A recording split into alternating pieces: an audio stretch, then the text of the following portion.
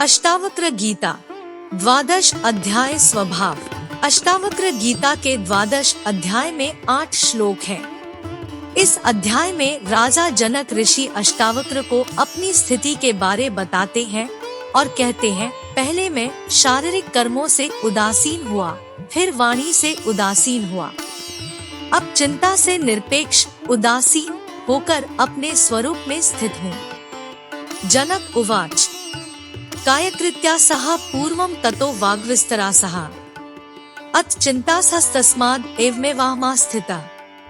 श्री जनक कहते हैं, पहले मैं शारीरिक कर्मों से निरपेक्ष उदासीन हुआ, फिर वाणी से निरपेक्ष उदासीन हुआ, अब चिंता से निरपेक्ष उदासीन होकर अपने स्वरूप में स्थित हूँ।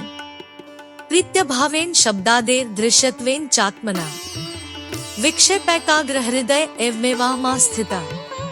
शब्द आदि विषयों में आसक्ति रहित होकर और आत्मा के दृष्टि का विषय न होने के कारण मैं निश्चल और एकाग्र हृदय से अपने स्वरूप में स्थित हूँ। समाध्यासादि विक्षिप्तो व्यवहारः समाध्ये एवं विलोक्य नियमम् एवमेवाहमा स्थिता। अध्यास, असत्य ज्ञान आदि असामान्य स्थितियों और समाधि को एक नियम के समान देखते हुए मैं अपने स्वरूप में स्थित हूँ। हेयोपादे विरहाद एवं हर्ष विषाद्योः अभावादद्य हे ब्राह्मण एवमेवाहमा स्थिता।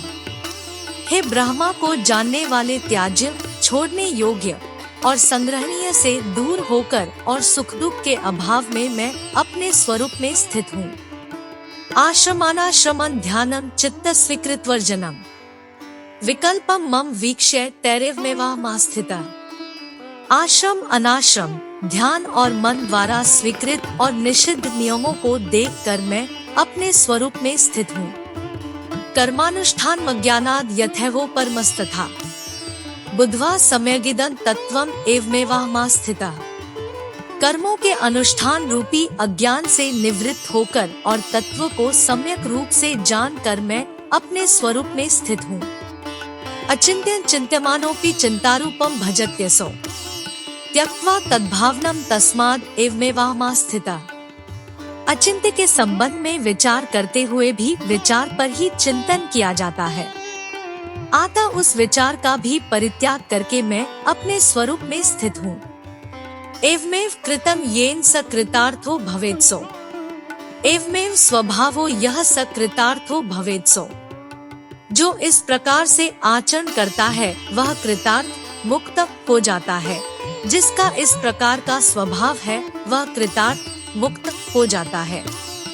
अष्टावक्र गीता द्वादश अध्याय स्वभाव समाप्त।